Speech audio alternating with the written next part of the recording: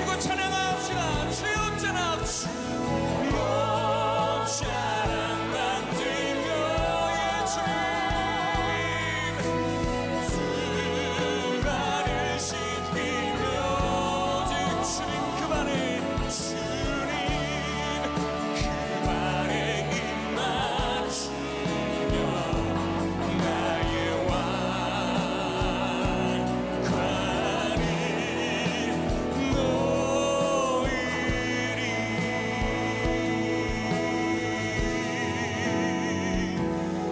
주님 그 발에 입 맞추며 나의 왕관을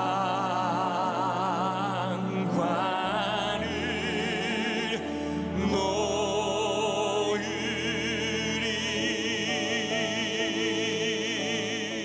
서원에 대한 시원한 대답. 우리 제목 한번 읽겠습니다. 시작. 다시 한번요. 오늘은 여러분과 함께 30장 전체 1절에서 16절까지 16구절을 읽었는데 무엇에 대한 내용인가요? 서원에 대한 내용입니다. 1절부터 16절 전체, 그러니까 민수기 30장 전체는 서원에 대한 이야기를 하고 있습니다. 근데 서원에 대해서 기록했구나 이렇게 생각을 하면 안 되고, 왜 서원에 대해서 이 장에 기록을 했을까를 질문해 봐야 되겠죠. 지금 이스라엘 백성들은 어디에 있는 중입니까? 가나안 들어갔나요? 요단강 건넜나요? 제가 말씀드렸죠. 간 것 같았는데 안 갔다고. 지금 모압 평지에 도착하고는 계속 지금 거기에 있는 겁니다. 하나님이 공부 중요한 거 반복하시듯이 계속해서 반복해서 마지막 점검을 하시는 거예요. 그 점검을 하는 중요한 것 중에 절기를 지켜야 된다, 뭐 여러 가지 제사에 대한 부분들을 말씀하셨는데, 오늘은 서원이라고 하는 것을 왜 굳이 이렇게 강조하고 있을까? 성경을 읽을 때 이런 질문들을 해봐야 또 답이 나오는 거죠. 서원은 왜 합니까? 사람은 하나님이 명령해서 서원하는 거는 그건 서원이 아니라 순종이겠죠. 서원은 하나님의 명령하고 아무 상관없이 인간이 자발적으로 하나님과 맺는 약속이거든요. 보통 왜 인간이 하나님을 향해서 시키지도 않은 서원, 약속을 하는가? 보통 자기의 힘으로 이길 수 없는 문제가 생겼을 때, 자기의 힘으로 도저히 해결할 수 없는 문제를 만났을 때 하나님 앞에 응답을 촉구하면서 하나님 앞에 내가 이렇게 해주신다면 이렇게 하겠습니다 라고 하나님한테 약속하는 일방적인 약속이다 이 말이죠. 그러니까 굉장히 어려운 일을 만났을 때 그 문제를 돌파하기 위해서 서원이라는 방법으로 하나님 앞에 간구하는 것, 이게 서원을 하는 사람들의 목적이죠. 그러면은 왜 29장 절기 뒤에 30장에 이렇게 가나안으로 들어가기 전에 한 장을 통째로 할애해서 서원을 강조하고 있는가? 대략 두 가지 이유 때문에 그래요. 첫 번째는 너희가 앞으로 가나안으로 들어가게 될 때에 전쟁을 많이 하잖아요. 낯선 땅에 가서 낯선 전쟁을 하고 7년 반 동안 전쟁을 하면서 정복전쟁, 땅 분배들을 많이 해야 될 때 하루하루가 사지로 나가는 죽음의 위기를 만나게 되는 거죠. 그러니까 너희가 가나안으로 들어갔을 때에 엄청나게 너희 힘으로 할 수 없는 일들을 많이 거의 매일매일 만나게 될 것이다. 그때에 그 문제를 극복하기 위해서 너희가 서원할 일이 많을 거다. 하나님 오늘 전쟁에 이기게 해주신다면 내가 이렇게 하겠습니다. 하나님 내가 이렇게만 해주신다면 제가 이런 것으로 하나님 앞에 하겠습니다라고 가나안에 들어가서 너희가 급한 일 때문에, 낯선 환경에, 전쟁 때문에 막 서원을 남발할 수 있을 테지만 급하다고 함부로 서원하지 말고, 서원했다면 아무리 전쟁이고 아무리 어려운 일이 있어도 그 서원한 건 지켜라 라고 하는, 서원할 일이 많을 것을 미리 대비해서 서원은 함부로 하는 게 아니라 했으면 지켜야 되는 것이라는 걸 강조하고 있는 거고요. 두 번째는 왜 이 지점에서 요단강 도하를 두고 이 서원을 지켜야 한다고 말씀드리냐면, 지난 40년 동안 광야 생활을 하면서 얼마나 힘들었어요. 매일매일 거기에, 광야도 어려운 것 아닙니까? 그러면서 지난 40년 동안 각자 다 모르지만 그들이 자기 나름대로 그 광야에서 했던 서원들이 있잖아요. 하나님이 이 광야길을 지나가게 하신다면, 하나님이 이 문제를 해결해 주신다면 너희가 광야에서 하나님께 했던 많은 서원들을 요단강 건너 가나안으로 들어갔다고 해서 광야의 서원은 안 지켜도 된다고 생각하면 안 된다는 거예요. 이 요단강을 건너가서 가나안에 정착을 해도 광야에서 하나님하고 했던 그 서원은 그대로 이어지고 유효하다. 애굽에서 했던 서원, 광야에 나왔다고 사라지는 것도 아니고, 광야에서 했던 서원 가나안으로 들어간다고 없어지는 것도 아니라 계속해서 유효하니까 반드시 가나안에 들어가서도 광야에서 했던 그 서원을 지키라 이 말이죠. 자, 그렇게 서원이 굉장히 중요한 거예요. 요단강을 건너기 전에 하나님이 말씀하시는 거예요. 너희들이 광야에서 나에게 했던 수많은 서원들이 있지요. 하나님 기억하셨습니까? 안 하실 줄 알았는데 나 다 기억해. 너희들이 가나안으로 들어갔을 때 그거 다 지켜야 된다. 그래서 요단강 도하를 앞두고 서원에 대해서 강조하고 계시는 거죠. 자, 오늘 본문에 보면은 서원의 대상, 서원을 하는 사람의 종류가 세 종류가 나와요. 남자와 그리고 여성과 그리고 과부나 이혼한 여성, 이렇게 세 부류로 나뉘어져 있는데, 첫 번째 2절에 보면은 남자들이 서원했을 경우가 나오는 거고, 그 다음에 9절에 보면은 과부나 결혼을 했는데 이제 남편이 없는 경우, 과부나 이혼을 했을 때의 여성이 부부 생활 시절이나 어릴 적이나 상관없이 그 남편이 없는 상황에서 서원을 했던 사람은 어떻게 해야 되는지, 그리고 세 번째 2절과 9절을 빼고 난 뒤에 1절은 시작이니까 16절도 마무리니까 그 외에 나머지 9절은 여성이 어떻게 이 서원을 해야 되는지에 대해서 설명하고 있습니다. 먼저 2절에 보면은 남자들의 서원이 나오는데 2절을 같이 읽어보면 이렇습니다. 같이 읽어봐요. 시작.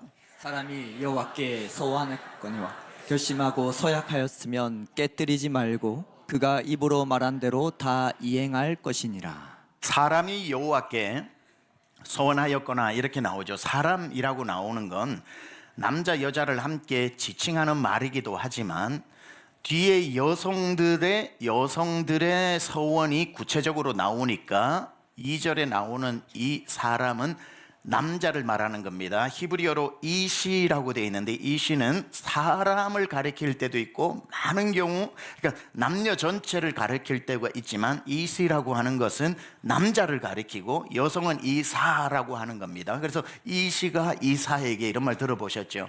그러니까 2절에서 말하는 사람은 남자가 서원을 하게 되는 경우 말하는 거입니다.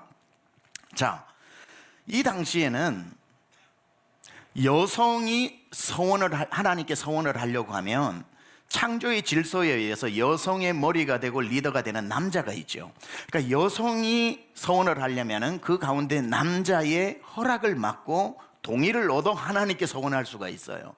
그런데 이 당시로서 남자로서는 그 위에 누군가 있는 게 아니라 하나님이 직접적으로 있는 거죠. 그래서 남자는 하나님과 직접적으로 누구의 중간 단계가 없이 서원을 하는 경우를 말하는데, 2절에 사람이 여호와께 서원하였거나 결심하고 서약하였으면 깨트리지 말고 그가 입으로 말한 대로 다 행할 것이니라, 이렇게 나와 있습니다. 따라서 남자가 서원한 건 무조건 지켜야 된다. 남성들 아멘이십니까? 네. 성경에 나오는 겁니다. 남자가 서원을 했으면 무조건 지켜야 된다. 자, 그런데 아까 말씀드린 것처럼 여기에 말하는 사람이라는 건 꼭 남자만 얘기하는 게 아니라 남자와 여자를 포함한 말이기 때문에 2절은 남자들만을 위한 구절이 아니라 이 자리에 있는 오늘을 살아가는 우리 모든 사람에게 주시는 메시지이기 때문에 요거를 맨 설교의 나중으로 가서 다시 이 부분을 살피면서 우리가 은혜 받고 기도하려고 하고요. 두 번째와 세 번째 경우를 먼저 말씀을 드리도록 하겠습니다. 그 두 번째와 세 번째 중에 첫 번째는 두 개 중에 첫 번째는 뭐냐면은 보통 여성이 하나님 앞에 서원할 때 나오는 서원인데, 그게 3절에서 16절까지 쭉 기록되어 있는데, 그 여성 중에 첫 번째 둘로, 옛날에는 여성의 가장 중요한 게 시집가기 전과 시집간 후를 말하는 건데, 시집가기 전에 여성이 서원했을 경우는 어떻게 해야 되는가? 거기에 대해서 3절이 이렇게 이야기합니다. 3절에 보니까 또 여자가 만일 어려서 그 아버지 집에 있을 때에, 그러니까 결혼 안 할 때다 이 말이죠. 여호와께 서원한 일이나 스스로 결심하려고 한 일이 있다고 하자라고 나옵니다. 여자가 나이 들었어요? 아니면 어땠다고요? 어려서라고 할 때 이건 철 모르는 유치원생을 말하는 게 아니고 결혼하기 전이라는 의미가 더 강해요. 물론 어릴 적도 포함하고 있는 말이지만 여기서 어려서는 아직까지 나이는 성인이 되었지만, 청년이 되었지만 아직 아버지 밑에 있는, 그러니까 결혼해서 남편이 없는 상태를 말하는 거죠. 이때 이미 자기가 결정할 수 있는, 판단할 수 있는 충분한 나이라는 뜻이에요. 이 청년의 나이 때 결혼 직전에 서원을 하는 경우가 있죠. 나는 하나님이 이런 일을 하겠습니다. 여기 계시는 많은 여성도님들, 권사님들 아가씨 때 서원했던 거 말이죠. 나는 키 180되는 남자와 차가 있는 남자와 만약에 이런 걸 주신다면 저는 하나님을 위해서 이렇게 아가씨 때 하는 그런 서원들 말이죠. 그런데 아가씨 때 결혼하기 전에 아버지 밑에 있을 때의 여성이 서원을 하려면 자기가 직접 하나님한테 할 수 없는 거예요.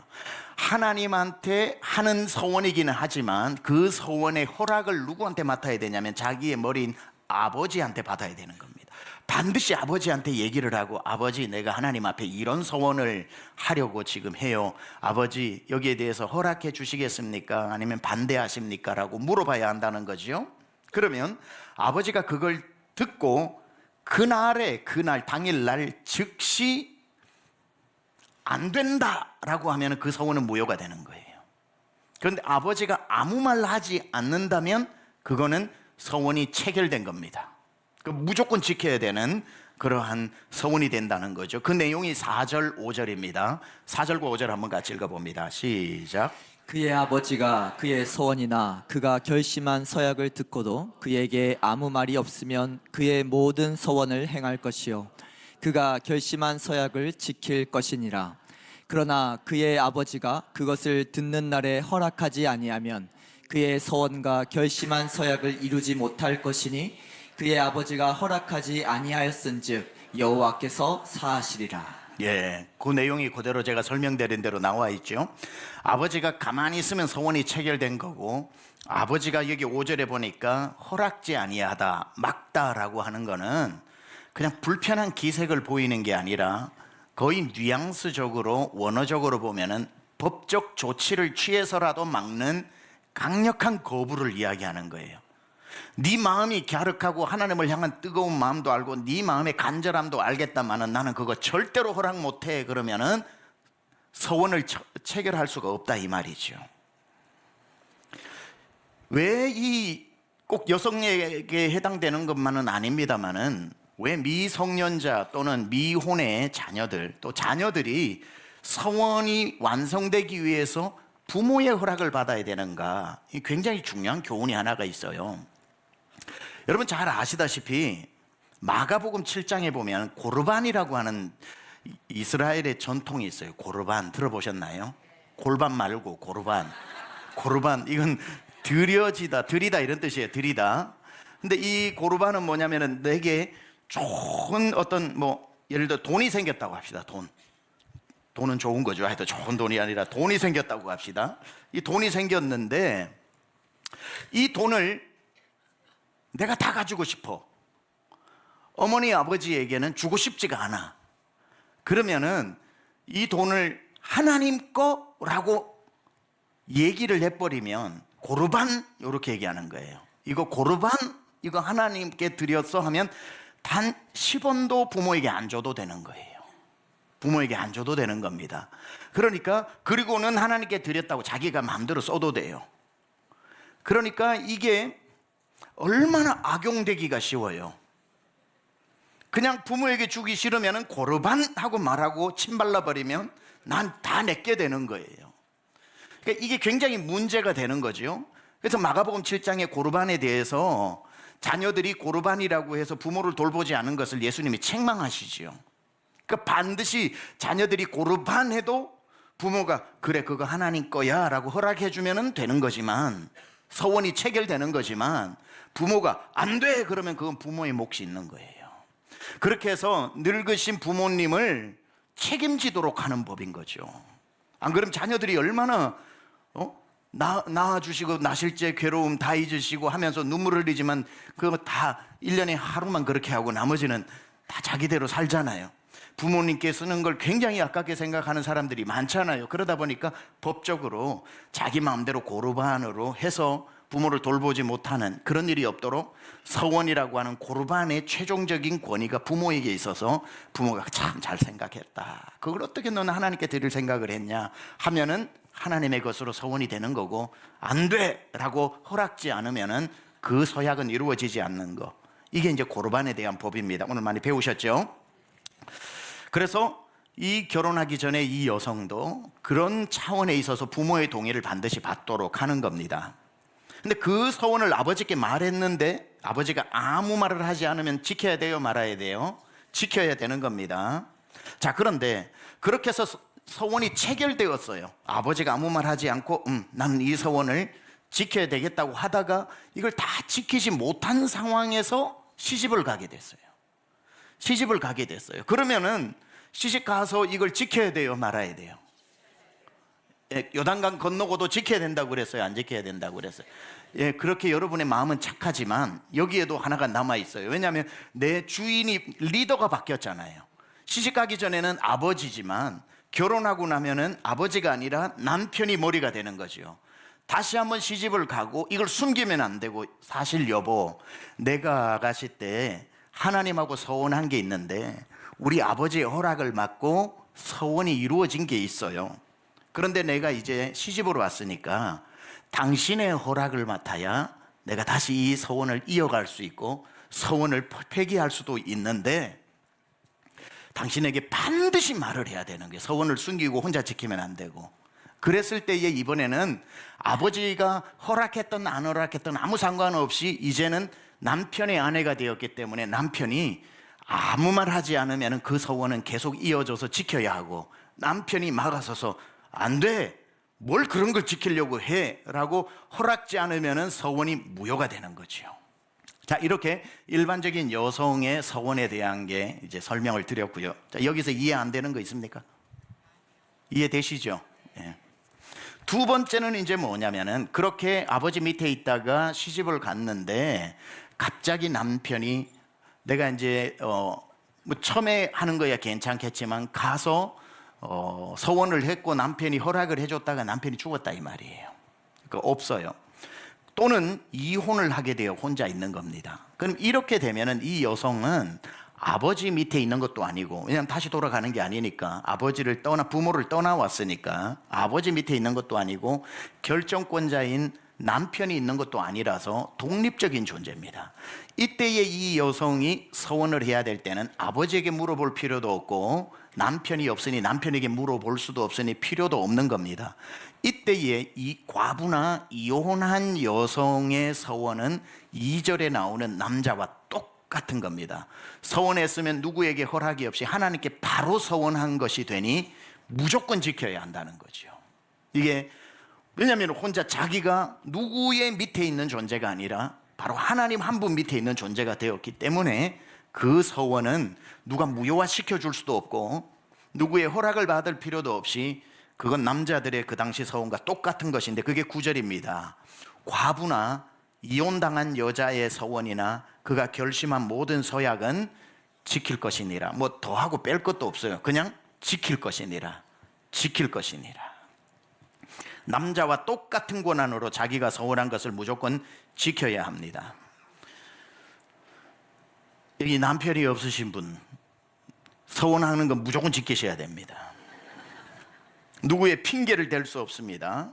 여러분은 성인이며 홀로 있는 주체입니다. 서원을 물릴 방법이 없어요. 그래서 이런 분, 남자들 다 마찬가지로 시편 15편 4절에 보면 이런 말씀 나오죠. 그의 마음에 서원한 것은 해로울지라도 변하지 아니한다 그랬습니다. 서원이 내게 극심한 손해를 주고 삶을 힘들게 만들고 경제적인 굉장히 압박을 준다 해도 우선 해로운 게 아니죠. 해로워 보일지라도 지켜내야 한다. 이게 서원입니다. 그렇다면 이 과부와 이혼한 여인의 서원은 똑같다고 그랬으니까 자연스럽게 2절에 나오는 사람이에 포함되겠죠. 그래서 오늘 이제 나머지 부분은 이 2절을 가지고 여러분하고 살펴본다고 했는데 2절을 이제 사람이 서원할 때 원래 본문에서는 남자, 그 다음에는 여자였지만 이시라고 하는 이 말 자체가 남녀를 포함한 하나님이 천지를 창조하실 때 남자와 여자를 창조하실 때 사용했던 게 이시거든요. 그러니까 오늘 우리의 모두는 이제는 그 당시 아버지 밑에 소유물이나 남편의 소유물인 시대가 아니기 때문에 그 의미야 있지만 여기에 과부든지 이혼을 했든지 남자든지 아니면 결혼해서 정상적인 한 남편의 아내라고 된다고 할지라도 우리 모두를 다 품을 수 있는 건 2절입니다. 2절 사람이라고 하는 일반적 서원. 그래서 여러분 모두에게 해당되는 2절을 가지고 오늘 서원을 제대로 한번 살펴보려고 하는 겁니다. 그 차원에서 다시 한번 2절을 읽어보겠습니다. 시작. 사람이 여호와께 서하였거나 결심하고 서약하였으면 깨뜨리지 말고 그가 입으로 말한 대로 다 이행할 것이니라. 서원의 기본이 뭡니까? 했으면 무조건 지켜야 한다. 해로울지라도 지켜야 한다. 약해지세요. 서원은 무조건 해로울지라도 손해볼지라도 환경이 안 될지라도 하기 싫을지라도 지켜야 하는 겁니다. 이건 서원의 기본이에요. 기본. 그래서 서원을 한 것을 나 혼자만 내 쪽에서 시작했다고 하지만 하나님이 안 들으신 게 아니에요. 서원은 일방적인 약속이 아니라 하나님과 체결된 약속입니다. 체결된 약속. 그래서 내가 서원을 했다가 안 지키면 나 혼자 했다가 철회했다가가 아니라 내가 약속을 했지만 하나님이 약속하신 것을 내가 순종하여 커버넌트가 이루어지기도 하지만 내가 시작한 약속을 하나님이 억셉트 하셔서 이루어지긴 거기 때문에 안 지키면 하나님과의 약속을 내가 깨는 거다 이 말이죠. 어쨌든 서원의 기본은 아무리 서원을 해서 내가 그것이 지킬 때 많은 출혈이 일어나도 지켜야 된다라는 것은 틀림없는 사실이죠. 자, 그런데 오늘 2절에 보면은 서원을 표현을 하는데 2절 한번 다시 띄워줘 보세요. 2절에 보면은 사람이 여호와께 서원하였거나 해서 서원이라는 말이 나오고 또 다른 표현 하나가 나와요. 결심하고 서약하였으면.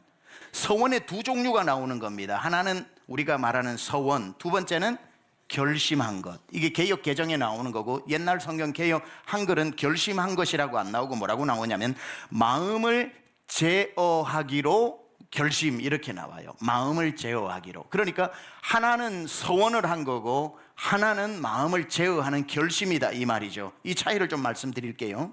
1번과 서원과 결심의 차이가 뭔가 원어적으로 살펴보면 뉘앙스가 달라요. 서원은 뭐냐면 제가 하나님 앞에 이걸 응답해 주신다면 제가 하나님 앞에 이걸 하겠습니다 라고 하는 것에 대한 약속이 서원이에요. 하는 것에 대한 서원. 그러면 결심은 뭐냐면 아까 뭐라고 그랬죠? 마음을 제어하기로 한 결심이죠. 이건 뭐냐면은 그 하기로 한 것이 이루어지기 위해 저는 이걸 안 하겠습니다 라고 하는 자기 마음의 결심을 포함해서 서원이라는 거예요. 그러니까 서원의 두 종류가 뭐냐면 밖으로는 하겠다는 약속과 두 번째는 그게 이루어지기 위해서 이런 걸 하지 않겠다는 약속이 함께 포함된 게 서원이다 이 말이죠. 이런 겁니다. 우리가 지금 건축 중에 있죠. 여러분 건축원금 다 작정하셨죠. 그게 서원이잖아요.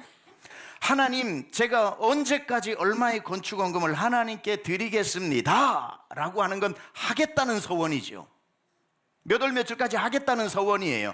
그런데 몇 월 며칠이 된다고 그게 할 수 있나요? 아멘. 자, 몇 월 며칠까지 그날이 오면은 그 여러분의 믿음 충만하게 결단한 게 주머니에 딱 생기나요? 그렇지 않잖아요. 그러니까 하나님 제가 하나님 앞에 건축헌금을 하겠습니다 라고만 한다고 서원이 이루어지는 게 아니라 그것을 위해서 나는 지금부터 하루에 두 끼만 먹고 한 끼 값을 내가 그 날이 올 때까지 식사를 절제하겠습니다 제가 우리 건축하는 동안 100만 원 이상짜리 옷은 사지 않겠습니다. 제가 앞으로 택시를 한 달에 30번을 탔는데 5번 이상 타지 않겠습니다라고 하지 않는 마음을 제어하는 결심, 그게 되어져야 하나님께 하기로 한 소원이 이루어진다는 거예요. 하나님 이루어질 줄 믿습니다. 저녁에 나와서 믿습니다 하고 소원을 이루려고 기도만 하고 애쓰고 용쓴다고 되는 것이 아니라 이 소원을 이루기 위한 결심, 내가 약속, 하나님하고 뭘 하기 위해서 하나님 우리 교회를 성전을 첫 번째 성전 주실 줄 믿습니다 하고만 기도하면 되는 것이 아니라 그 이루어지기 위한 마음으로 맺은 결심이 있어야 된다는 거. 여러분이 하나님 앞에 성전 건축을 위해서 뭘 하겠습니다라고 해놓았다고 해서 그날이 얼마나 빨리 오는데요. 그날이 오고 시간은 점점 오는데 나는 주님 앞에 할 수 있는 여력이 점점 안 돼. 뭘 안 한 거죠? 서원은 했는데 결심을 해서 그 방법으로 내 희생을 안 한 거예요. 나는 몇 년 동안은 뭘 하지 않겠다. 나는 몇 년 동안에 얼마 이상의 지출을 하지 않겠다. 나는 이걸 통해서 어떻게 하겠다라고 해서 자기만의 하나님과의 약속들이 필요하다 이 말이죠. 그 힘든 중에 어려운 중에 저는 그렇게 하나님하고 약속을 해서 큰 복을 받았어요. 서원을 이루어내게 되면 하나님의 큰 복이 임하게 됩니다.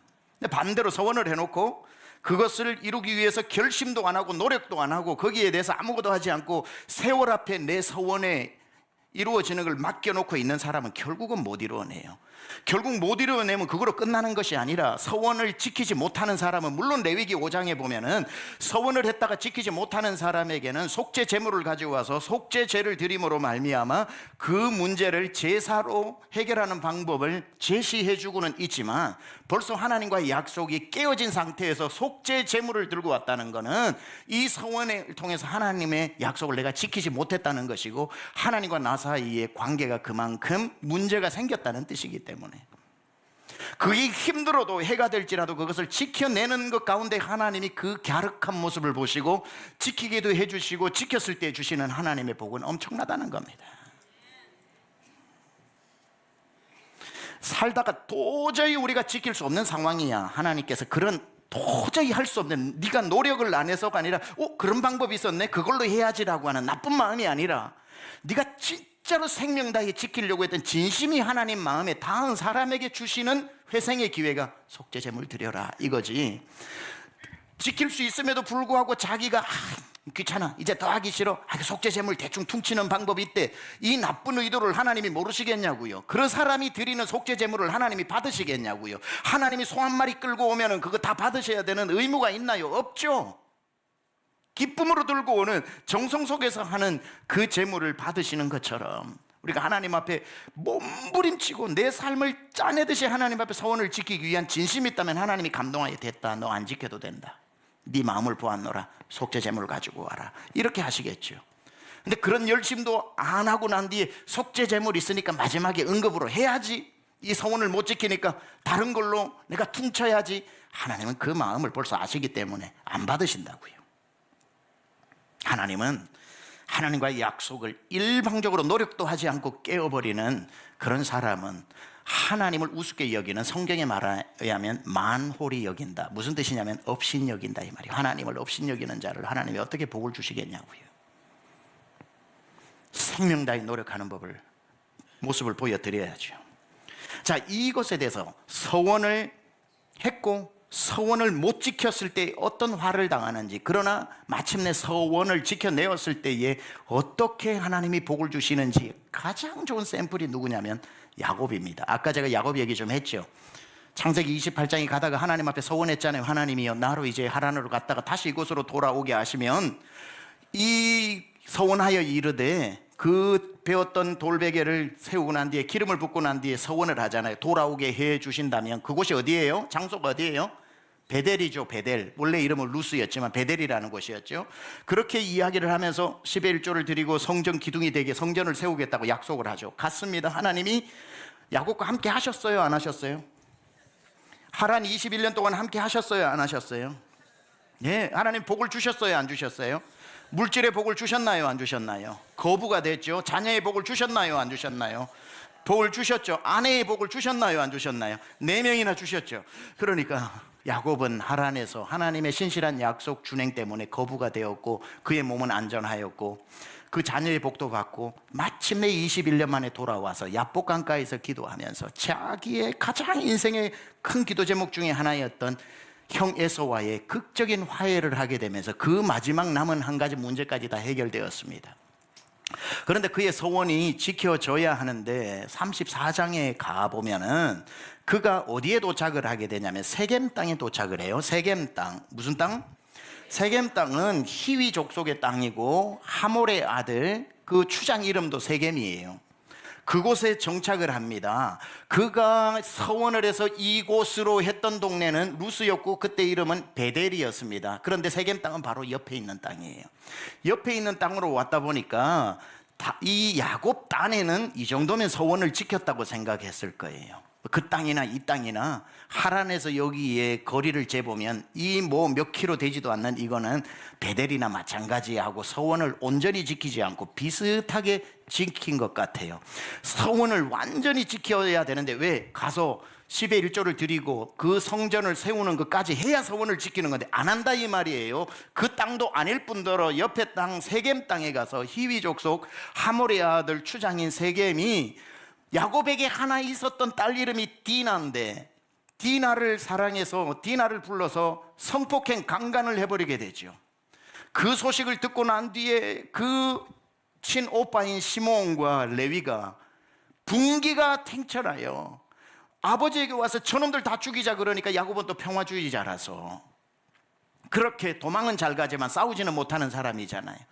그래서 아버지가 그냥 싸우지 말자라고 이야기를 하니까 용납이 안 되는 거예요. 이 시몬과 레위가 그 세겜에게 가서 이제 거짓말을 하는 거죠. 그러면 내 동생을 당신에게 주려면 우리의 문화를 당신들이 따라야 된다. 뭐 그 세겜은 디나를 지금 사랑해가지고 먼 나라의 절반이라도 줄 마음이 있는데 안 하겠습니까? 모든 남자들은 다 할례를 받아야 된다. 그래야 우리가 줄 수 있다. 그러니까 남자들이 다 할례를 받고 누워 있는 거예요. 똑바로 걷고 싶지만 걷지 못하는 그 심정. 그때에 남자들 다 누워 있는데 칼을 옆에 차고 가서 시몬과 레위가 남자들을 다 죽여버리죠. 그러면은 가만히 있겠습니까? 그때부터 뭐 야곱의 집에 사람이 몇 명이 있는데 야곱이 그 소식을 듣고 난 뒤에 큰일 났다. 이제 우리 집이 완전히 멸족당하게 생겼다. 야곱이 그때에 도저히 이해하지 못했을 겁니다. 왜 우리에게 하란에서 그렇게 우리를 지켜주셨던 하나님이 우리에게 이런 비극을 주시냐? 왜 내 딸이 성폭행을 당해야 되고 왜 이 또 우리 아들 저 못난 둘은 나중에 49장에 가면은 시몬과 레위를 저주해 버리잖아요. 아버지가 축복 기도를 해줘야 되는데 그럴 정도로 야곱이 막 화가 나서 하나님 앞에 어떻게 이 땅으로 돌아왔는데 하나님 이렇게 비극이 일어나고 피바람이 붑니까? 하나님은 그러는 거죠. 네가 서원을 안 지켰지 않냐? 아니 제가 안 지키다니요. 이곳에서 거의 지킨 거하고 완전히 지킨 거하고는 다른 거죠. 하나님한테 막 그 야복강에서 했던 씨름처럼 하나님께 질문을 하고 하다가 야곱이 깨달았을 겁니다. 이 땅이 아니구나. 내가 가야 할 서원의 땅은 바로 지척이라도 베델로 가야 하는 거구나. 그곳에서 내가 성전을 세우고 하나님께 예배를 드리기로 했던 서원을 지켜야 하고 그곳에서 하나님이 하란에서 주신 모든 소득을 10의 1조로 드려야 하는 건데 안 했다 이 말이에요. 그게 창세기 35장 3절입니다. 그때에 이제 서원을 지키러 야곱이 자기의 가족들을 데리고 일어나는 장면. 우리가 일어나 베델로 올라가자. 내 환난 날에 내게 응답하시며 내가 가는 길에서 나와 함께 하신 하나님께 내가 거기서 제단을 쌓으려 하노라 하며 서원을 지키러 올라가는 거예요. 서원을 안 지키니까 그 복이 하루아침에 저주가 되어버리는 걸 보고 야 이거 서원 우습게 여기면 안 되겠구나. 정신 바짝 들어가지고 야야 일어나 너 빨리 귀에 이방신 장신구 다 해서 상수리 나무 밑에 묶고 이방인들이 있는 옷 다 벗어버리고 우리가 베델로 올라가서 하나님께 예배를 드리자. 이게 서원을 지키는 거다. 14절 15절에 보면 야곱이 하나님이 자기와 말씀하시던 곳에 기둥 곧 돌기둥을 세우고 그 위에 전제물을 붓고 또 그 위에 기름을 붓고 하나님이 자기에게 말씀하시던 곳의 이름을 벳엘이라 불렀더라. 야곱이 드디어 서원을 지키는 순간, 완수하는 순간 하나님은 이때까지 기다리신 거예요. 이 지점을 비슷했지만 덜 지킨 이 지점에서는 완전히 비극과 피와 살인의 폭풍이 몰아쳤는데 야곱이 늦게지만 아이고 내가 서원을 제대로 안 지켰구나. 베들로 올라가자. 올라가서 서원의 제사를 지내고 하나님 앞에 그 야곱이 하나님에서 거부가 되었으니 11조가 얼마나 많겠어요. 그걸 하나님 앞에 약속으로 드리면서 서원이 완성되고 나니까 그 전장 34장의 피바람이 약속이 이루어지고 나니까 어떻게 복으로 바뀌냐면 9절에서 13절에 잘 한번 눈으로 따라와 보세요. 하나님이 이 서원이 체결되고 난 뒤에 비극이 복으로 어떻게 바뀌는지. 야곱이 밧단 아람에서, 하란을 말하는 겁니다. 하란 밧단 아람에서 돌아오매 하나님이 다시 야곱에게 나타나사 그에게 뭘 주시고? 복을 주시고, 베델로 올라가니까 서원을 지키니까 뭘 주셔요? 복을 주시고, 하나님이 그에게 이르시되 내 이름이 야곱이지만은 내 이름을 다시는 야곱이라 부르지 않겠고 모든 수치를 다 속이는 자라는 그 부끄러운 이름을 없애주시고 이스라엘이 내 이름이 되리라 하시고, 그가 그의 이름을 이스라엘이라 부르고, 하나님과 겨루어 이긴 이스라엘, 지금도 그의 이름으로 이스라엘이 불리고 있는 이 말도 안 되는 복을 주시는 거지요. 11절에 하나님이 그에게 이르시되 나는 전능한 하나님이라. 얼마나 복을 주시냐면은 창세기 아담과 하와가 타락하기 전에 주신 복을 주셔요. 생육하며 번성하라. 한 백성과 백성들의 총회가 내게서 나오고 왕들이 내 허리에서 나오리라. 이제 네 밑에로는 자손에게 왕들이 쏟아져 나올 것이다. 12절에 내가 아브라함과 이삭에게 준 땅을 이제 너에게 주고 내가 내 후손에게도 그 땅을 주리라 하시고, 하나님이 그와 말씀하시던 곳에서 그를 떠나 올라가시는지라. 이 차이가 보이시나요? 서원이 지키기 힘들어도 하나님이 해로와도 지키라고 하신 이유를 이제 아시겠나요? 서원을 했다가 지키지 못할 때는 그 비극이 일어날 수 있어도 힘들어도 지켰을 때 이 복을 어디 가서 받을 수 있는 복입니까? 여러분이 무엇을 해서 이 복을 받습니까? 여러분의 가문에 왕들이 나오고 생육하고 번성하는 복이고 하나님이 복을 주시고 그 모든 것들을 하나님이 베델에서 이제 수많은 너와뿐 아니라 네 후손에게도 그 땅을 주리라고 했던 걸 여러분이 무슨 노력으로 이걸 받을 수 있냐고요. 야곱이 뒤늦게나마 깨닫고 이 서원을 기억하여 베델로 올라가 25년 이상 지나버린 그 서원을 마침내 지켜내었을 때 하나님은 그때 주기로 작정하신 것을 하나도 아끼지 않고 다 주셨다는 거예요. 우리는 서원을 자꾸 우리 편에서 했고 우리 편이 하는 거고 못 지키면 안 해도 되는 나 쪽에서만 생각을 하는데, 서원은 그날 하나님과 약속한 거라서 하나님은 언제 지키나 보고 계시다는 걸 기억해야 되는 거예요. 나만 했다가 안 하는 그런 해프닝이 아니라고요.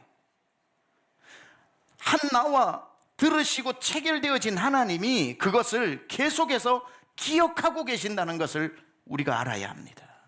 오늘 여러분이 이 말씀을 들으시면서 하나님 앞에 살아오시는 동안 해놓았던 서원 중에 기억나는 것 있다면 더듬어 보세요. 무엇 때문에 지금까지 미루고 있는지, 무엇 때문에 멈추고 기억 속에 넣어두고 자물쇠로 잠궈놓고 나오지 못하도록, 그 생각이 나를 괴롭히지 못하도록 하고 있는지, 무슨 합당한 핑계로 그 소원을 자꾸 덮고 있는지, 그것 때문에 내 삶에 그 세겜 땅에 일어났던 일들이 자꾸 일어나고 있는 것은 아닌지, 하나님은 지금 나의 베델에서 그 어마어마한 약속이 성취될 때에 주시는 것을 양손에 쥐고 기다리고 계시는데 나는 그 지점까지 못 가고 그 언저리에서 괴로워하고 있는 것은 아닌지,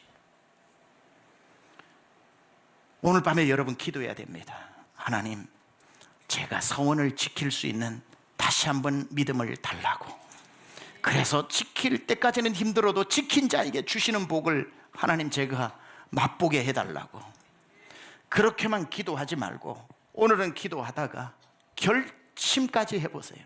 내가 그 일을 더 이상 미룰 수는 없어요. 주님, 나는 오늘부터 이걸 절제하고 이걸 절제하고 이걸 안 하면서까지라도, 심히 그것 때문에 내 삶이 불편해질 수 있지만 하나님 그것을 이루기 위해 내 삶을 다시 정리정돈합니다.